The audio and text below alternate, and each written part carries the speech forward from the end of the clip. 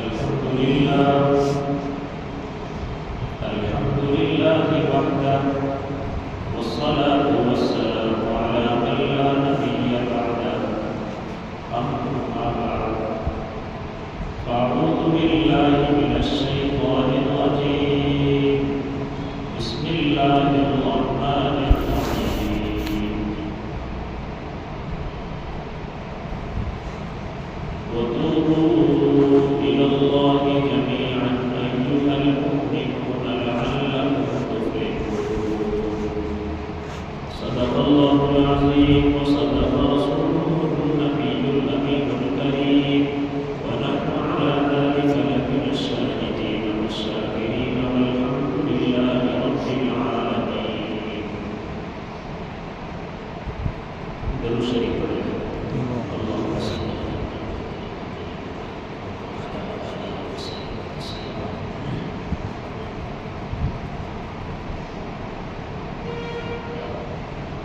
میرے محترم بزرگوں،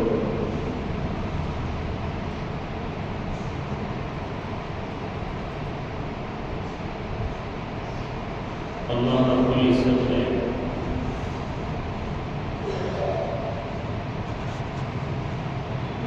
انسان کو خیر اور شر کا مجموعہ بنایا. یعنی اللہ رب العزت نے انسان کی فطرت میں خیر بھی رکھی ہے اور شر بھی رکھا ہے. خیر یعنی اچھائی اور شر یعنی برائی.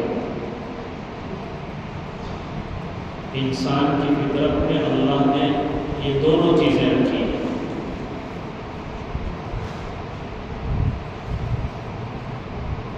جو سراپا خیر ہی خیر ہے وہ تو فرشتے ہیں، اور جو سراپا شر ہی شر ہے وہ شیطان ہے. اور جس کے اندر خیر بھی ہے اور شر بھی ہے، یعنی اچھائی اور برائی یہ دونوں ہیں، وہ حضرت انسان ہے.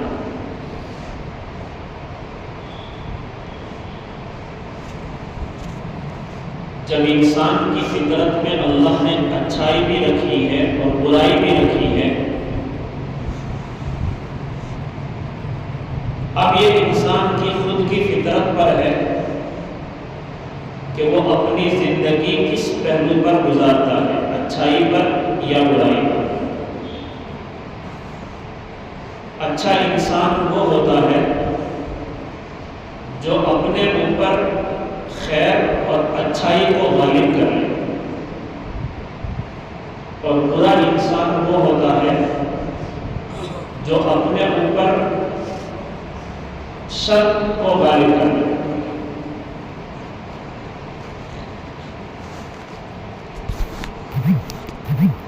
انسان جو دنیاوی زندگی گزارتا ہے، اس دنیا کی زندگی میں انسان سے غلطی کا ہو جانا، گناہ کا ہو جانا کوئی بعید نہیں ہے، بلکہ یہ تو انسان کی فطرت میں رکھی گئی چیز ہے. الانسان مرکب من الخطأ والنسیان. انسان خطا اور نسیان کا مرکب ہے. یہ دونوں چیزیں انسان کی فطرت میں اللہ نے رکھی ہیں. اس لیے غلطی کا ہو جانا کوئی بڑی بات نہیں ہے. انسان سے غلطی سرزد ہو جاتی ہے، اور یہ غلطی کبھی انسان بھول کر بھی کر لیتا ہے، اور کبھی جذبات اور حالات سے مجبور ہو کر بھی کر لیتا ہے. غلطی کا ہو جانا کوئی بعید نہیں ہے، لیکن اللہ رب العزت نے جو ہمیں دین دیا ہے، دین اسلام، اس دین کے اندر یہ حسن اور خوبصورتی ہے کہ اللہ رب العزت نے اپنے بندوں کے گناہوں کو مٹانے کے اسباب بھی اپنے بندوں کو بتلا دیے۔ اگر کسی انسان سے غلطی ہو جائے، گناہ سرزد ہو جائے، تو غیر قومیں جس طرح گناہ پر اور غلطی پر اپنی جان دے بیٹھتے ہیں، مذہب اسلام نے اس گناہ کو مٹانے کے اسباب بھی بتلائے ہیں کہ اگر کسی بندے سے گناہ ہو جائے تو وہ اپنے گناہوں کی اللہ رب العزت سے معافی مانگے۔ چنانچہ علامہ ابن سیرین رحمۃ اللہ علیہ نے گناہوں کو مٹانے کے بہت سارے اسباب بیان فرمائے۔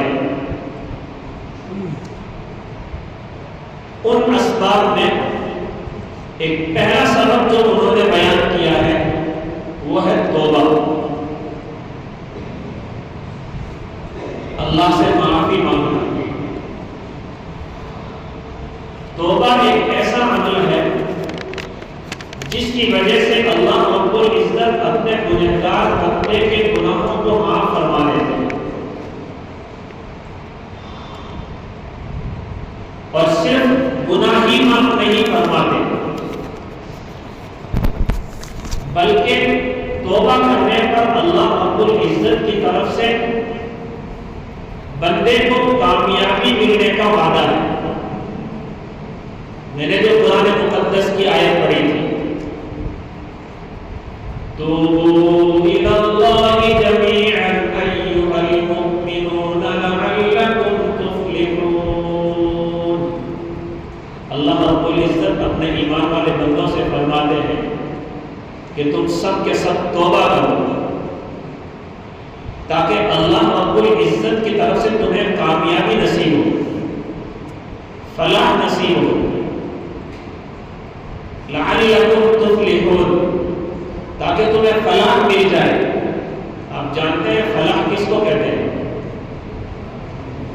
فلاح کہتے ہیں ایسی کامیابی جس کے بعد ناکامی کا سوال نہیں۔ اللہ رب العزت کے یہاں ایسی عزت جس کے بعد ذلت کا سوال ہی نہیں۔ اللہ رب العزت سے ایسی قریبی کہ جس کے بعد دوری کا سوال ہی نہیں۔ اللہ رب العزت کی طرف سے ملنے والی ایسی خوشی جس کے بعد غمی کا سوال نہیں، ایسی کامیابی کو فلاح کہتے ہیں، اور یہ فلاح ملنے کا وعدہ اللہ نے توبہ میں بتلایا ہے۔ تو میں عرض یہ کر رہا تھا کہ اللہ رب العزت نے اپنے گنہگار بندے کے گناہوں کو معاف کرنے کے اسباب بھی بتلائے کہ جب بندہ اللہ سے اپنے گناہوں کی معافی مانگتا ہے، اللہ رب العزت اس کے گناہوں کو معاف فرما دیتے ہیں۔ حدیث پاک میں آتا ہے التائب من الذنب کمن لا ذنب له، گناہوں سے توبہ کرنے والا ایسا ہوتا ہے جیسے اس نے گناہ کیا ہی نہیں، یعنی اس کے نامہ اعمال سے اللہ رب العزت اس گناہ کو مٹا دیتے ہیں۔ اور یہ کب ہوگا؟ جب انسان اللہ کے سامنے اپنے گناہوں سے معافی مانگے، نامہ اعمال سے اللہ اس کے گناہوں کو مٹا دیتے ہیں۔ بلکہ اس سے آگے بڑھ کر قرآن تو ہمیں یوں کہتا ہے فَأُولَٰئِكَ يُبَدِّلُ اللَّهُ سَيِّئَاتِهِمْ حَسَنَاتٍ۔ اگر کوئی بندہ اخلاص کے ساتھ، سچے دل کے ساتھ اپنے مالک کے سامنے اپنی جھولی پھیلا کر اپنے گناہوں سے معافی مانگتا ہے تو سچے دل سے توبہ کرنے والے بندے کے صرف گناہ ہی اللہ معاف نہیں فرماتے بلکہ ان گناہوں کو نیکیوں میں بدل ہی دیتے۔ جتنے گناہ کیے تھے سچے دل سے توبہ کرنے والے کے ان تمام گناہوں کو اللہ نیکیوں میں بدل دیتا ہے۔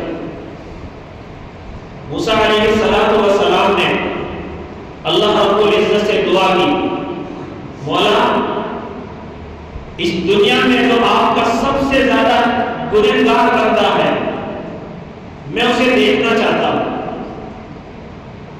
اللہ رب العزت نے فرمایا جاؤ فلاں جگہ پر میرا سب سے بڑا نافرمان اور گنہگار بندہ ہے، اسے جا کے دیکھو۔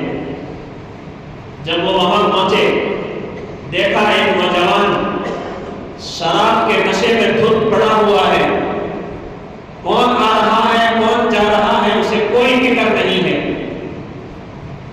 اپنی عیاشی میں پڑا ہوا ہے۔ انہیں دیکھ کر واپس آ گئے۔ چند دن کے بعد دل میں پھر تمنا ہوئی، اللہ سے دعا کی، اللہ اب میں آپ کے اس زمین پر جو سب سے نیکوکار بندہ ہے، سب سے نیک اور عبادت گزار بندہ ہے، اسے دیکھنا چاہتا ہوں۔ اللہ رب العزت نے پھر نشاندہی فرما دی، جاؤ فلاں جگہ پر میرا عبادت گزار بندہ رہتا ہے، اسے جا کے دیکھو۔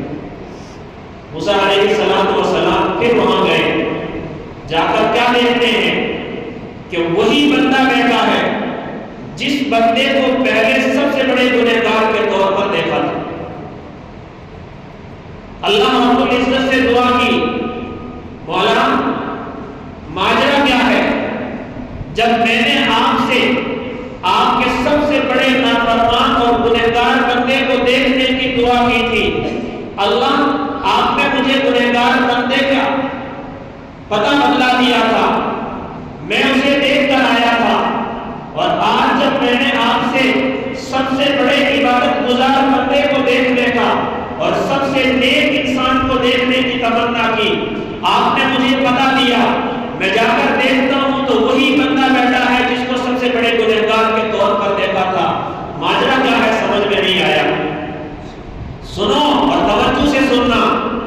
اللہ رب العزت نے فرمایا ماجرا یہ ہے کہ ایک مرتبہ اس نافرمان اور گنہگار بندے کی اپنی بیوی کے ساتھ لڑائی ہوئی تھی۔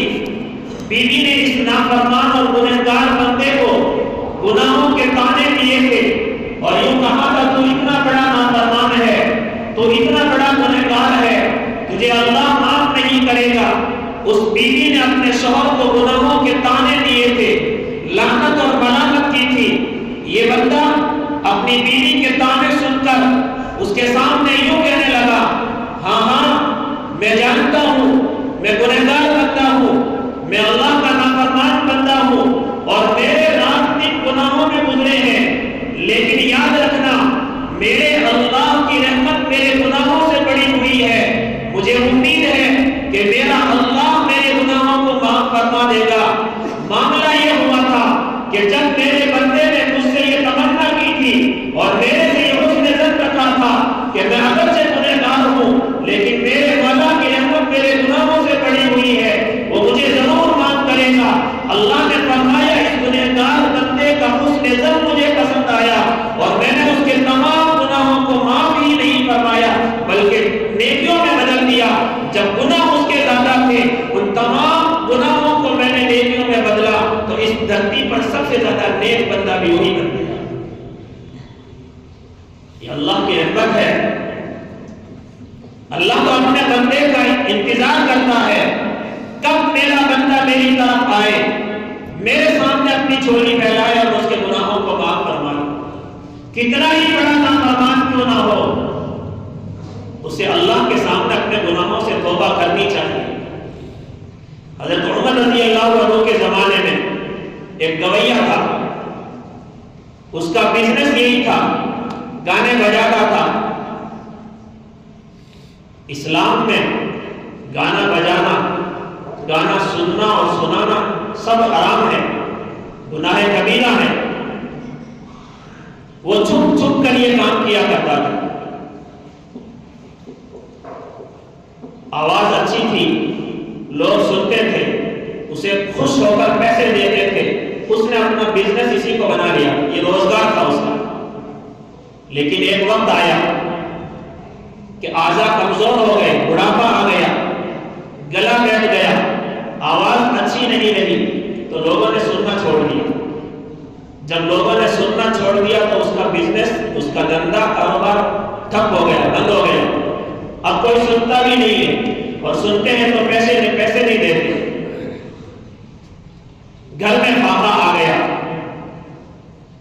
ایک روز فاقے کے مارے جنت البقیع میں جا کر بیٹھ گیا اور رونے لگا، اللہ سے فریاد کرنے لگا، اے اللہ، جب تک میری آواز اچھی تھی، لوگ مجھے سنتے تھے، خوش ہو کر مجھے پیسے دیتے تھے، میرا کاروبار اور بزنس چلتا تھا، اب دیکھو گناہوں سے پیسے کما رہا ہے، کتنا نافرمان ہوگا۔ کہنے لگا، اللہ، میرا بزنس چلتا تھا، لوگ خوش ہو کر مجھے پیسے دیتے تھے، میرا کاروبار چلتا تھا، اب میری آواز بیٹھ چکی ہے، میرے اعضاء کمزور ہو چکے ہیں، اب مجھے کوئی سنتا بھی نہیں ہے، اور میں نے سنا ہے کہ تو سب کی ہر حال میں سنتا ہے۔ اے اللہ، میں تجھ سے دعا کرتا ہوں میری اس مصیبت کو اور میری اس غربت کو دور فرما۔ ادھر ایک جنت البقیع میں بیٹھ کر دعا کر رہا ہے، دوسری طرف حضرت عمر رضی اللہ عنہ مسجد میں آرام فرما رہے ہیں۔ اللہ کی طرف سے حضرت عمر کے پاس القا ہوا کہ جاؤ، جنت البقیع کے اندر میرا ایک بندہ مجھے پکار رہا ہے، جا کر اس کی مدد کرو۔ حضرت عمر رضی اللہ عنہ جلدی سے اٹھے، جنت البقیع پہنچے، جا کر دیکھتے ہیں کہ ایک بندہ بیٹھ کر اللہ سے دعا کر رہا ہے۔ دوڑتے ہوئے گئے، جب اس گویے نے، گنہگار بندے نے حضرت عمر رضی اللہ عنہ کو تیز تیز قدموں کے ساتھ آتے ہوئے دیکھا، عمر کا رعب تو آپ جانتے ہیں، جب حضرت عمر کو اس نے آتے ہوئے دیکھا، اس گویے نے سوچا آج میری خیر نہیں ہے، اپنا بوریا بستر سمیٹا اور بھاگنے لگا۔ حضرت عمر نے کہا، رکو، ٹھہرو، جاؤ مت، میں خود چل کر نہیں آیا ہوں، میں کسی کے بھیجا ہوا آیا ہوں۔ گویے نے پوچھا، بتلاؤ آپ کو کس نے بھیجا ہے؟ حضرت عمر رضی اللہ عنہ نے کہا، مجھے اسی اللہ نے بھیجا ہے جس اللہ کو آپ یہاں بیٹھ کر پکار رہے ہیں۔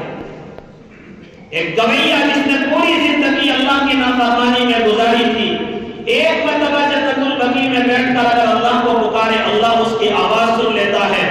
کیا آج کا مسلمان اپنی چھوٹی موٹی غلطیوں پر اللہ کے سامنے اپنا دامن پھیلا کر اللہ سے دعا کرے تو کیا اللہ معاف نہیں کریں گے؟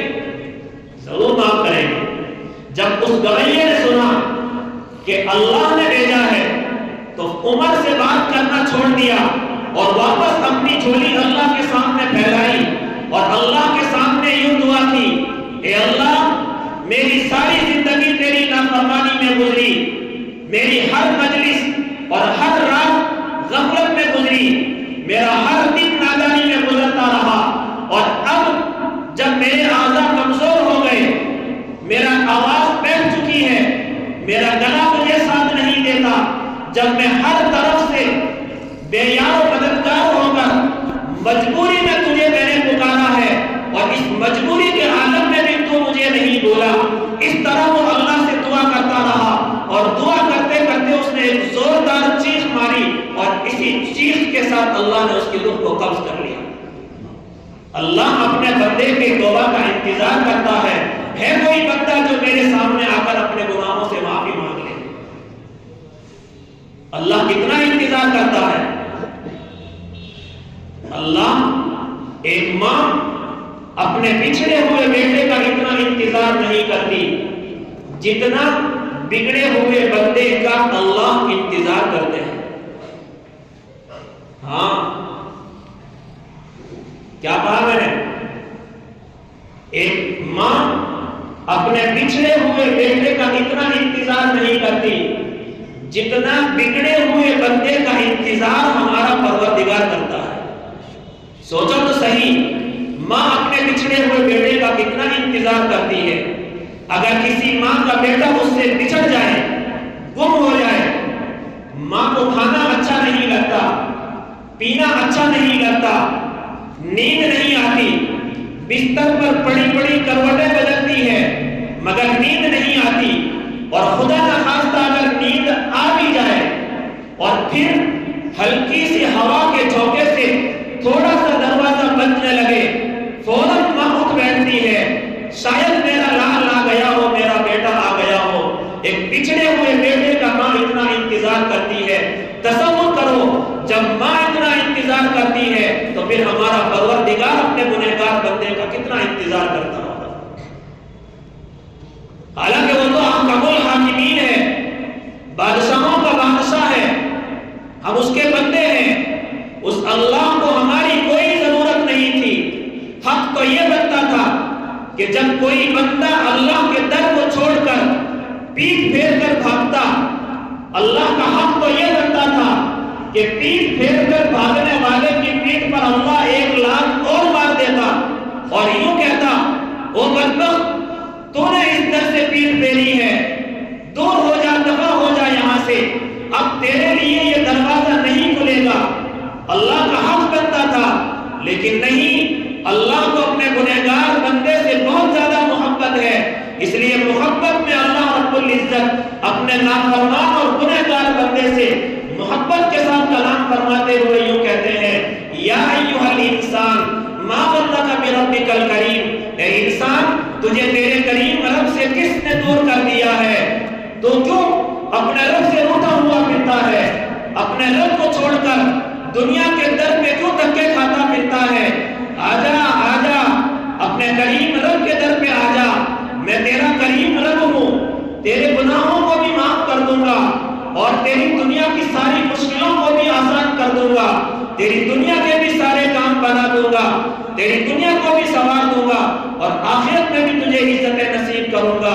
اس لیے اے میرے گنہگار بندے، میرے در پہ آجا، 5 وقت کی نماز کی پابندی کر لے، قرآن کی تلاوت کا اہتمام کر لے، نیک اعمال کا اپنے دلوں میں شوق پیدا کر لے، میری عبادت کے اندر اپنے آپ کو لگا لے. میں تیرا کریم رب تیری دنیا کو بھی سنوار دوں گا اور آخرت کو بھی سنوار دوں گا.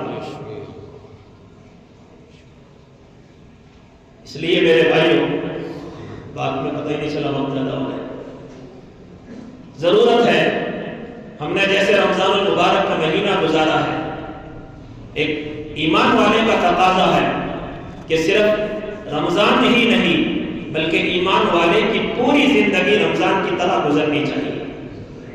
5 وقت کی نماز کا اہتمام ہو، نماز با جماعت پڑھنے کا شوق ہو، قرآن کی تلاوت کا شوق ہو، اپنے کاروبار میں حلال روزی کی تلاش ہو، اپنی زندگی کے ہر کام کو شریعت اور سنت کے مطابق کرنے کا جذبہ ہو.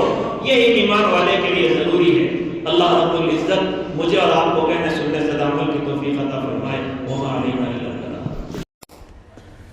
Thanks for watching. Don't forget to like, comment, share and subscribe to Al Wahid channel.